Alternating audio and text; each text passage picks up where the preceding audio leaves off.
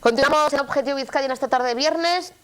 Perdón, y como todos los viernes, damos la bienvenida a nuestro queridísimo colaborador, Guillermo Fiallegas, nuestro psicólogo clínico. Guillermo, buenas tardes, bienvenido. Muy buenas tardes y muy bien hallada. Casi me ahogo, fíjate. Ya lo veo. Ya.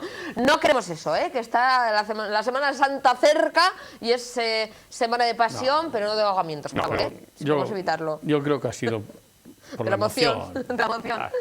Guillermo, seguimos hablando de personalidad, patologías de la personalidad. Sí. Este tema, pues, bueno, tan intenso. Nunca pensamos, fíjate, cuando hablamos de eso, ese dicho, que tienes poca personalidad, tienes mucha personalidad. Sí. Que eso es algo, es más que nada una frase hecha por tener mucha o poca. La personalidad no es algo que se pueda medir, o sea, todo el mundo tiene personalidad. Sí, hombre, claro que tiene. Y mucha y poca. O buena o mala, o como quieras o denominarla, enfermiza o no. Enfermiza, patológica o normal, ¿no? Claro que sí, eso puede pasar. Y de hecho, eso pasa todos los días.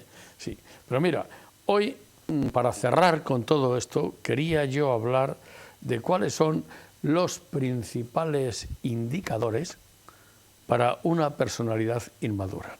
A ver, ¿qué podemos hacer los que entendemos poco de esto, ¿verdad?, para notar, para captar que una persona tiene una personalidad inmadura? Bueno, yo creo que esto es una lección básica, es decir, esto en bachillerato lo debían de dar como asignatura, porque podría ser muy útil para mucha gente y podría evitar muchas sorpresas, podría evitar muchas conductas muy desagradables, podría evitar muchas rupturas no esperadas, etcétera. No quiero entrar más en esa historia, pero sí voy a hablar de los indicadores de la personalidad inmadura. ¿En qué se nota? Bueno, pues en varias cosas. Vamos a ir por la primera. Y la primera, yo diría que se puede hablar de un desacompasamiento, o mejor, para que nos entiendan más fácil, de un desfase, ¿verdad?, entre lo que es la edad cronológica y lo que es la edad mental. Claro, hemos empleado aquí dos términos, edad cronológica, edad mental. Edad cronológica es la edad que yo tengo. Nací hace 30 años, pues mi edad cronológica son 30 años, punto. En cambio, la edad mental es otra cosa, ¿verdad? Hará referencia a la madurez, hará referencia al cociente de inteligencia, CI, eso que dicen, me van a hacer un estudio de la inteligencia. Mira, y me ha dicho el psicólogo que yo tengo un CI de 170, soy un superdotado. Wow. Bueno, pues no solo es eso, pero bueno, ya sabemos lo que es la edad mental, ¿verdad? La edad que obtenemos a través de los análisis de la inteligencia. Pues muy bien. Y decimos que en el inmaduro hay un desfase entre edad mental y edad cronológica. ¿En qué sentido? Cuando se habla de desfase hay que hablar de dónde está el desfase. Suele ser con un poquito, ¿no? Claro, ¿para dónde se inclina el columpio? Pues mira, casi nunca pasa que en las personalidades inmaduras, ¿verdad?, tienen una edad mental superior a la edad cronológica, sino todo lo contrario, ¿verdad? Hay una edad mental inferior en general a la edad cronológica. Y entonces es el dicho de siempre, si es que es como un niño, si es que es como una niña, si es que es inmaduro. Bueno, pues esto quiere decir que existe este desfase. Yo creo que esta es una de las manifestaciones en la personalidad inmadura que más llama la atención de todas. Es un niño grande, es un crío, no se puede hablar con él en serio, no entiende las cosas, no se fija, etcétera, ¿verdad? Bueno, pues eso. Y entonces hace lo contrario que debería de hacer todo o toda persona adulta con el paso de los años, que es precisamente irse posicionando en la realidad. Entonces, primer punto, llama al asunto, desfase entre edad cronológica y edad mental.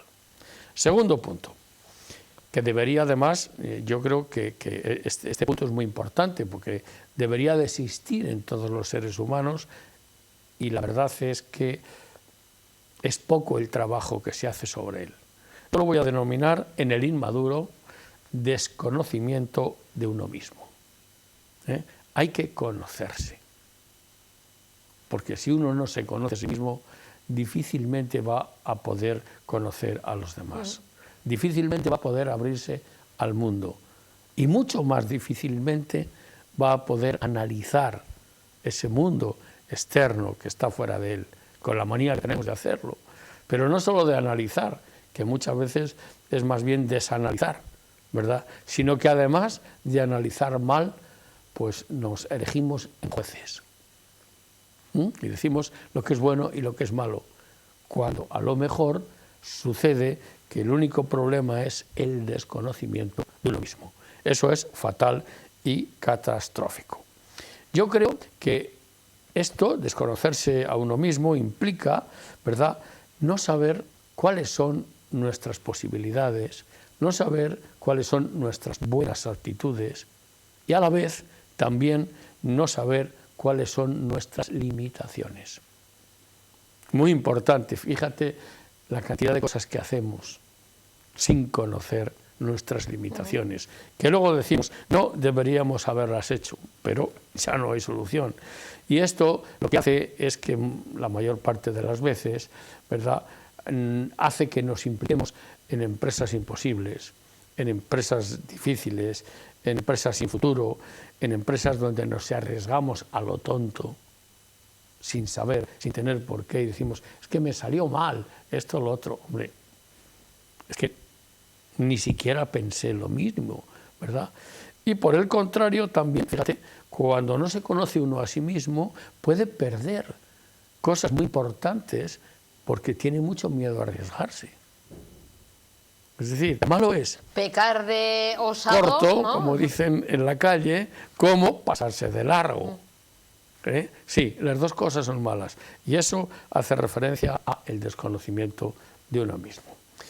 En tercer lugar, claro, como no podía ser de otra manera, ¿verdad?, cuando uno es inmaduro, tiene que tener a la fuerza eso que vamos a denominar inestabilidad emocional. Inestabilidad emocional.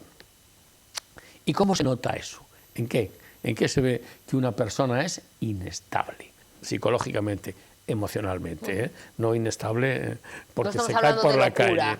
No, ni de locura tampoco. Porque pero, cuando muchas veces se habla de inestabilidad piensan ya que es un extremo, ¿no? Que no, o sea, se puede ser inestable sin llegar a la locura. Bueno, pues la inestabilidad psicológica se observa muy bien mediante los cambios repentinos que se experimentan en el estado de ánimo. Son esas personas, ¿verdad?, que experimentan ese tipo de cambios. ¿Y cómo son esos cambios?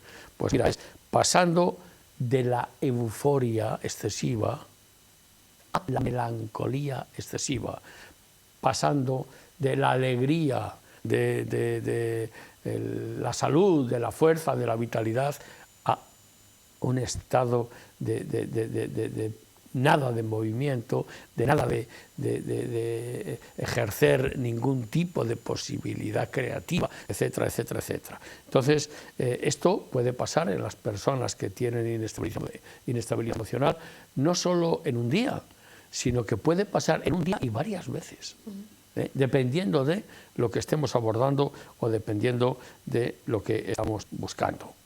Entonces, claro, aquí no hay que confundir, ojo, esto es una cosa que no es patológica del todo, entre comillas, ¿verdad? Pero no confundir esto con lo que ya hemos llamado aquí muchas veces las depresiones bipolares, que se pasa de la euforia a la melancolía, pero eso es una patología, Por eso vamos a hablar de la patología de la depresión. Entonces, no, esto no son depresiones bipolares, hombre, tampoco son psicosis maníaco-depresivas. No. Son esos cambios en el estado de ánimo que están producidos por la inestabilidad de tipo emocional. ¿Se puede corregir? ¿Se puede... Sí, se puede corregir. Es decir, yo creo que siempre se está a punto de madurar. Siempre se está en el momento de madurar. Siempre se consigue la maduración, pero también de la personalidad, pero también siempre trabajando. Es decir, no hay ninguna ciencia infusa, no podemos ir a ninguna bruja que nos ponga en la cabeza la mano. y ya está. No hay magia, hay trabajo. Y esto se debe de hacer desde pequeñito, pero si no se ha hecho desde pequeñito, en distintos momentos de la vida se puede resolver, se puede educar, ¿verdad?, a uno mismo. Es decir, es cuando uno se convierte en su propio maestro y se busca. Y cuando uno se busca dentro, casi siempre se encuentra y casi siempre mejora. Entonces, ese es el tercer aspecto, la inestabilidad emocional. Para los inmaduros, siempre estamos hablando de las personalidades inmaduras. ¿Cómo conocerlos? ¿Cómo descubrir eso?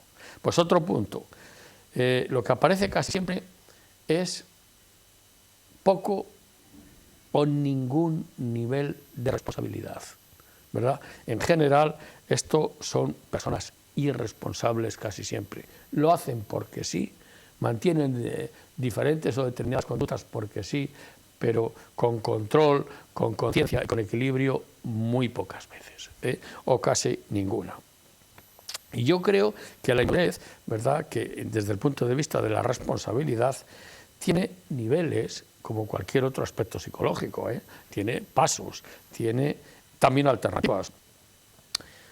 Para que nos entiendan de manera fácil, el término responsabilidad procede del latín, que es respondere, como queráis, bueno, respondere, ¿verdad?, que significa contestar, que significa responder, que significa prometer o que significa satisfacer. Es decir, que significa hacerse responsable en cuanto a una tarea que yo asumo voluntariamente, siempre. No con ninguna obligación, sino voluntariamente siempre. Es decir, con la responsabilidad propia.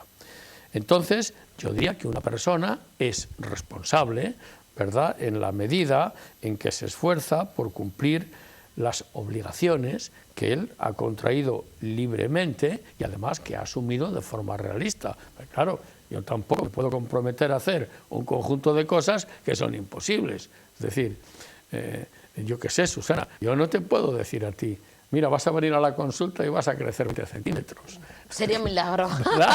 Esto no puede ser.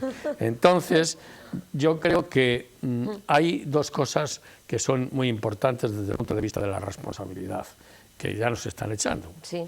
¿Verdad? Entonces, las dos cosas son, yo diría, fíjate, libertad y responsabilidad constituyen un binomio inseparable. Eso de que mucha libertad y ninguna responsabilidad, pues mire usted, así vamos. Es libertinaje, ¿no? Bueno, yo creo que es una chapuza de vida eso. A ver, no es ni libertinaje, ¿no?, porque todavía el libertino, cuando es consciente de que lo es y lo hace con todas las consecuencias, pues mal está, pero sabe lo que hace. Pero vamos, desde este punto de vista, yo creo que no. Que las cosas, que la responsabilidad y que la libertad tienen que ir juntas y son inseparables.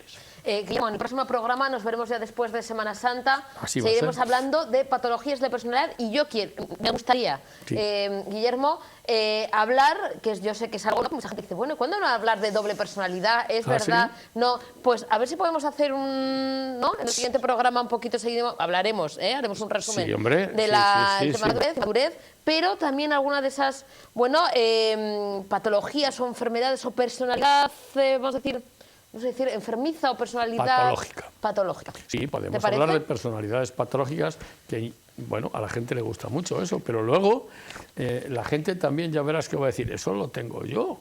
Bueno, o esto, que no se esto que ha dicho me pasa a mí. Que consulten con un especialista, que para eso están. Sí, eso es. Guillermo, pasa buena Semana Santa. Pues igual, Semana ¿no? Santa y nos vemos a la vuelta.